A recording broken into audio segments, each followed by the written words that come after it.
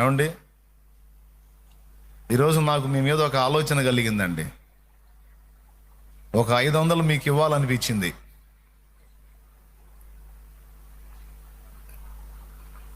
ఎవరికి కావాలో వచ్చి తీసుకోండి.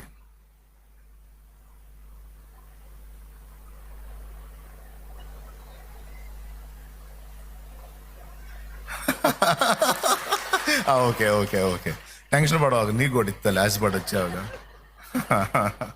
అదిగో, అటు తిరగండి, అటు తిరగండి. ఒకసారి వీళ్ళని చూడండి. దా పర్వాలేదు, నా బైబిల్లో ఉందిలే. అదే, గాడ్ బ్లెస్ యు. తీసుకో, నువ్వు కూడా తీసుకొని అటు తిరుగు, పర్లేదు, తీసుకొని అటు చూడు, అటు తిరుగు. ఏమండి, ఇక్కడ 100 మంది ఉంటారా, 1000 మంది ఉంటారా? పెద్దగా చెప్పండి. వేలాది మంది ఉన్నారు. వేలాది మంది ఉంటే నేను శుభ్రంగా డబ్బులు ఇస్తానని చెప్పి చేతులు చాపి డబ్బులు చూపించినా కూడా మీరు రాలేదు. ఈ ముగ్గురు మాత్రం తెగించి సాహసం చేసి వచ్చారు. వచ్చిన వాళ్ళకు అందినయా లేవో చూపించండి, మీకు వచ్చినయా లేవో. ఓకేనా? రైట్, ఇప్పుడు వెళ్ళండి, చెబుతా. పర్లేదులే, ఏం కాదు, కూర్చో, చెబుతా. ఒక్క నిమిషం, వాక్యం అక్కడ కూర్చో, ఏం కాదు, అక్కడ కూర్చో, మాట్లాడతాను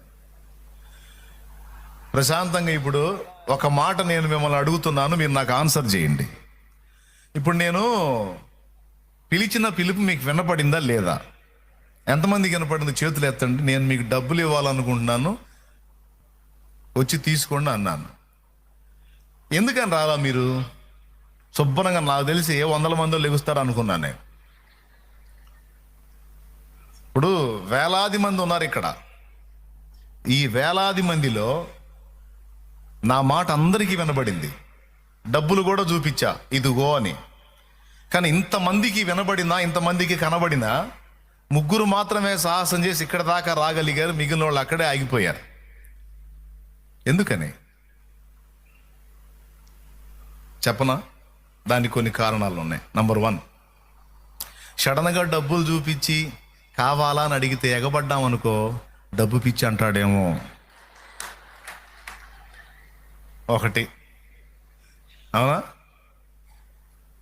రెండోది, ఆయన ఎందుకు ఇస్తాడు అట్ట, రెండోది. మూడవది, ఇందులో ఏం ట్విస్ట్ ఉందో, ఇందులో ఏం మెలుకుందో, తీరా అక్కడికి పోయిన తర్వాత డబ్బులు కావాలా, పని చూసుకో అంటే మళ్ళీ బకరాలం అవుతాం, ఎందుకు వచ్చిన గొడవ. మూడవది, ఇప్పుడు నేను చెప్పిన మాట మీకు వినబడింది, నేను చూపించిన ధనం మీకు కనబడింది, ఇదిగో మీకు కావాలా తీసుకోండి అని నేను మీ వైపు చూపించినప్పుడు పరిగెత్తుకు రాలేదు మీరు. చిన్నపిల్లల్లాగా ఒక ముగ్గురు వచ్చేసారు, దన్. అలాగ వచ్చారు. వచ్చిన వాళ్ళు దాన్ని స్వతంత్రించుకున్నారు.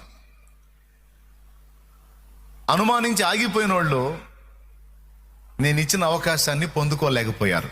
ఇప్పుడు ఒక మాట చెప్పండి, తప్పు నాదా మీదా? మైండ్ బాగున్న వాళ్ళందరూ చెప్పండి, తప్పు నాదా మీదా? ఈరోజు ప్రపంచం మొత్తానికి దేవుడు అదే పిలుపునిస్తున్నాడు. ప్రపంచం మొత్తానికి దేవుడు అదే పిలుపునిస్తున్నాడు. ఒరే పిచ్చి మాలోకాలారా, మీరు చేసిన పాపాలకు నిష్కృతి మీరు చేసుకోలేరు.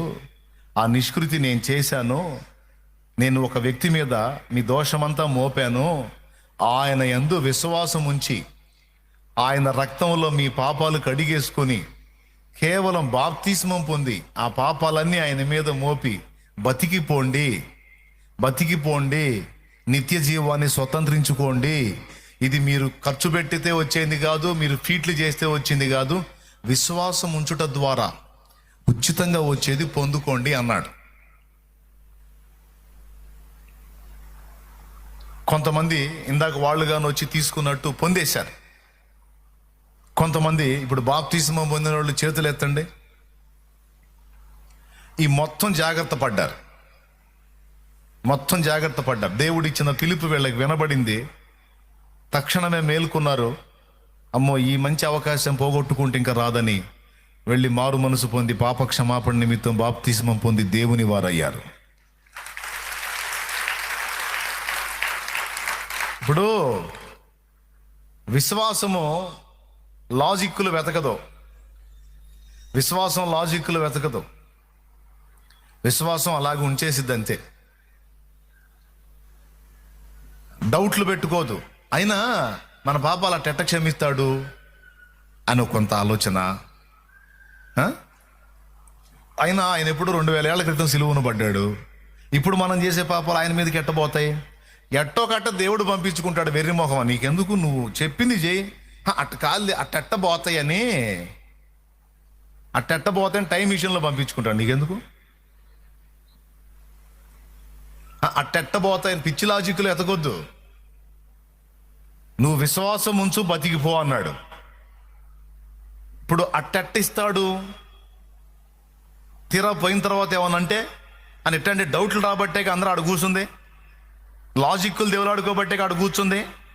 చిన్న బిడ్డల్లాగా వచ్చిన వాళ్ళు తలా ఒక నోటు తీసుకొని పోయారు. దేవునికి స్తోత్రం. ఎట్లా ముగ్గురు లేచారు కాబట్టి 3 నోట్లతో సరిపోయింది. 30 మంది లేచితే నా పని ఏమవును? దేవునికి స్తోత్రం కలుగును గాక. హల్లెలూయా. ఏమండి? లేకపోతే నా మీద జాలిపడి లేవలేదా? అందరం లెగిస్తే నువ్వు బలైపోతావు. పోనీ నా మీద జాలిపడి ఇప్పుడు లేకపోతే లేకపోయారు. ఆయన మీద జాలిపడాల్సిన అవసరంలా. యేసు రక్తము అందరి కోసము. యేసయ్య సిలువ బలిదానం అందరి కోసం, ఎల్ల మానవుల కోసం. అట్లెట్లా తీసేస్తాడు, అట్లెట్లా పోతాయి, అట్లెట్లా రక్తం గడిగిద్ది, ఈ డౌట్లు వద్దు నీకు. నోరు మూసుకొని దేవుడు చెప్పాడు చెయ్యి, అంతే, చిన్న బిడ్డలాగా.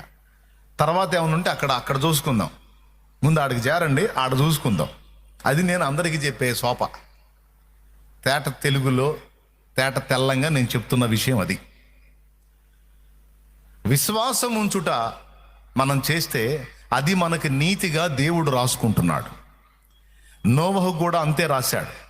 నోవహు దేవుని యందు విశ్వాసం ఉంచిన వాడు గనుక దేవుడు నోవహుని నీతిమంతుడు